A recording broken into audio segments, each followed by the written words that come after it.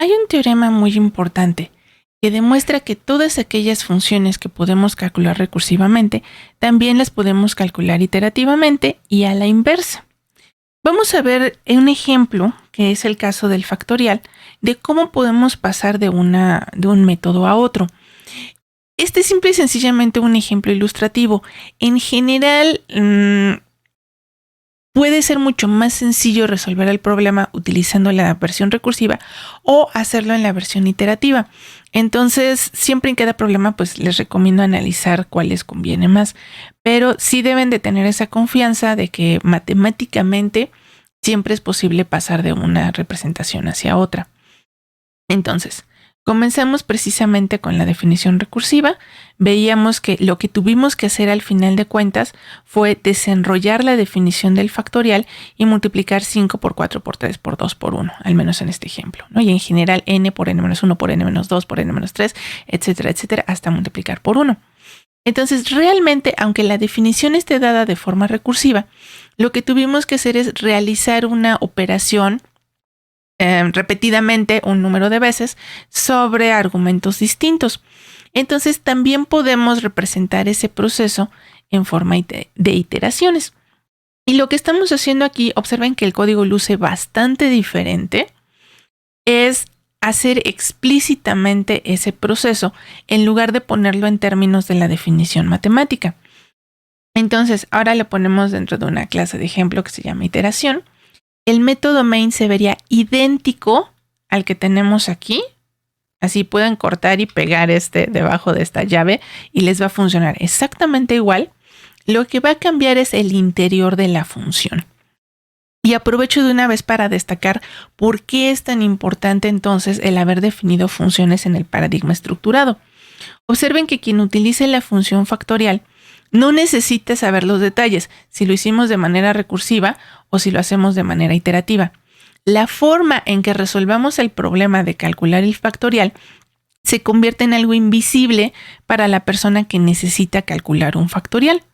Entonces nosotros podemos intercambiar ambos métodos en cualquier momento y el usuario de la función jamás debe de tener que preocuparse por qué fue lo que hicimos ahí adentro.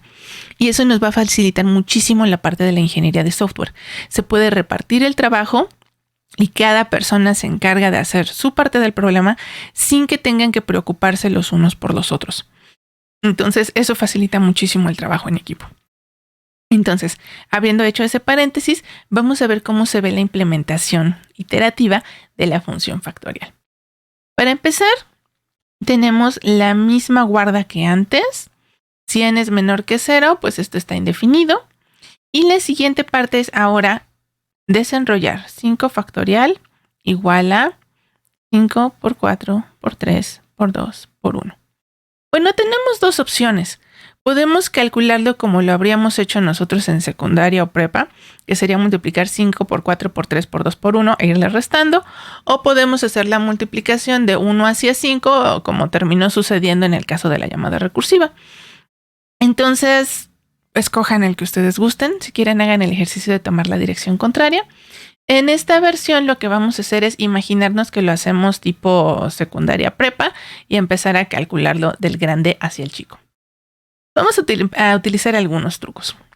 En primer lugar, ahorita no vamos a tener el espacio auxiliar que teníamos antes para los resultados intermedios. Tenemos que crearlo nosotros. Este va a ser una variable donde vamos a ir acumulando el resultado de haber multiplicado 5 por 4, luego eso por 3, luego eso por 2 y de hecho no es necesario el 1. Ya sabemos que todo número multiplicado por 1 pues da el mismo número. Entonces podemos comernos eso de una buena vez. Entonces voy a redibujar las llaves. Es 5 por 4. Lo que haya resultado lo multiplicamos por 3.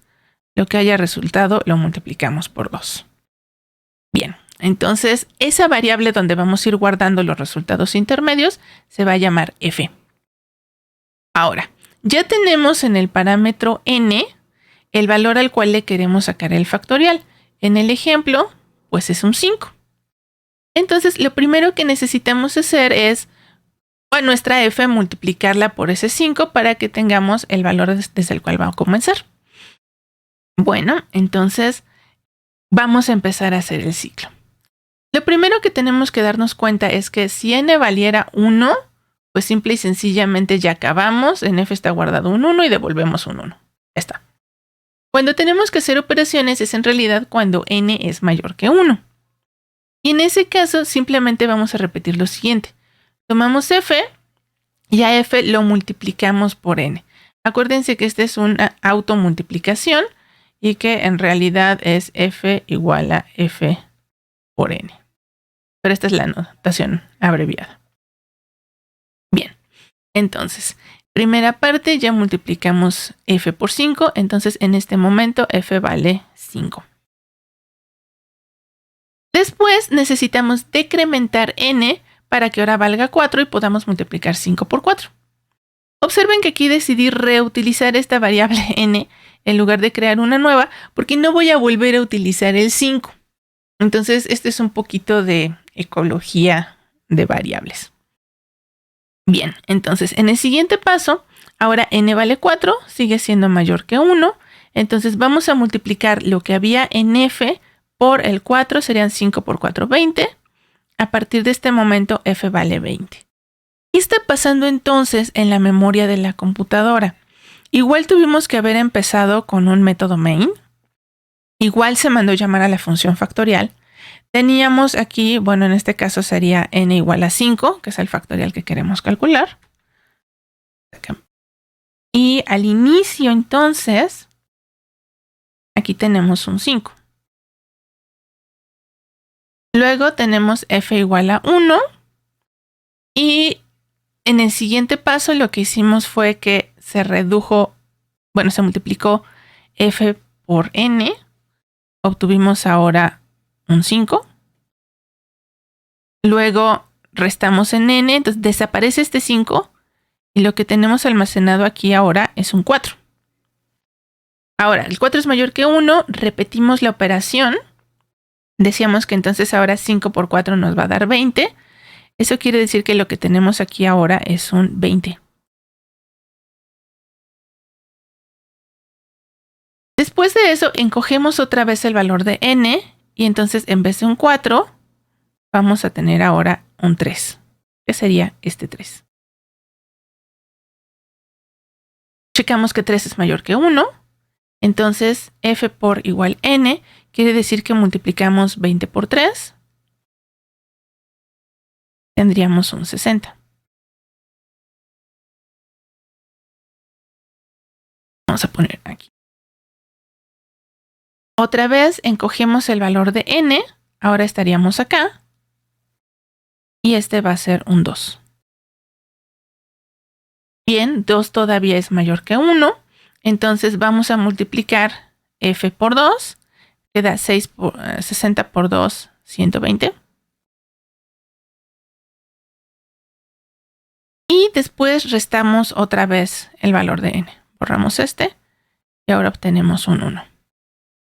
Llegamos para acá, 1 ya no es mayor que 1, ya no es necesario hacer otra multiplicación y devolvemos el valor que teníamos acá, que era el 120, y por eso es lo que recibimos acá.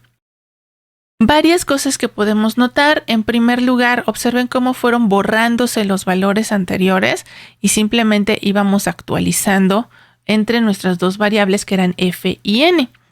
Solamente tenemos una llamada a otra función, ya no tenemos la pila de llamadas en términos del factorial. Entonces ocurre lo siguiente. En el caso de la llamada recursiva, utilizamos 1, 2, 3, 4, 5 registros de llamadas a función para ir guardando todo lo que íbamos haciendo. Esto es lo que se le conoce como la complejidad en espacio. Y la complejidad en espacio, en este caso, fue de orden n. Si queríamos el factorial de 5, pues eran 5 registros. Si queríamos el factorial de 20, pues serían 20 registros. El factorial de 500 serían 500 registros. Ahora veamos qué pasó acá. Así sea el factor de 1.000.000, bueno, si es que su computadora lo alcanza a terminar de calcular, digamos factor de 2000, de 200, de 500, pues solamente estamos utilizando un registro. En este caso decimos que la complejidad es orden 1, porque independientemente del valor de n, solamente estamos utilizando un registro. Entonces, otra vez, insisto, esta es la complejidad en espacio. Ahora, ¿qué hay en términos del tiempo? Bueno, pues realmente por cada registro que mandamos llamar, realizamos un número constante de operaciones. Entonces, también podemos decir que se trata de una complejidad orden n para el tiempo. El número de operaciones es proporcional al parámetro n del cual queremos calcular el factorial. ¿Qué pasa aquí? Bueno, no se puede ver porque borré cada vez que volví a escribir, pero vamos a ver cuántas veces se ejecutan las líneas de código. Esta se ejecuta una y una. Entonces todo esto es constante. Las que se ejecutan un número variable de veces son las que están aquí adentro del while. En este caso lo que tengo que contar es cuántas veces pasé por aquí adentro. Y bueno, resulta que solamente entro si n es mayor que 1. Si fuera 1, pues entonces observemos que es simplemente un número constante. Si no, bueno, es de n-1, n-2, hasta el 2. Pues podríamos decir básicamente que esto que está aquí adentro se ejecutó n-1 veces. Bueno, n-1 veces, para no hacer el cuento largo, es simplemente orden n. Es decir, el tiempo que nos tardamos en calcular el factorial es orden n, pero el espacio que ocupamos es orden constante, porque solamente mandé llamar una vez a la función y utilicé un solo registro. Entonces, esa es la comparación con respecto a la versión recursiva en la implementación que tiene Java. Les adelanto simplemente como dato curioso, ya más adelante no será tan curioso, existen formas de optimizar las implementaciones en lenguajes que dependen fuertemente de la recursión, como ustedes verán más adelante en la carrera. En ese caso podrían buscarse maneras de no requerir tantos registros y se puede tratar de simplificar un poco, pero no siempre es posible. Entonces, estas consideraciones de cuánta memoria vamos a utilizar o cuánto tiempo pueden llegar a ser determinantes al momento en el que ustedes desarrollen alguna aplicación profesional. Y por eso es importante que sepan manejar los dos paradigmas, que puedan programar tanto de forma recursiva como de forma iterativa, porque nunca saben, dependiendo del problema, cuál es la que van a necesitar. Bien, paramos este momento.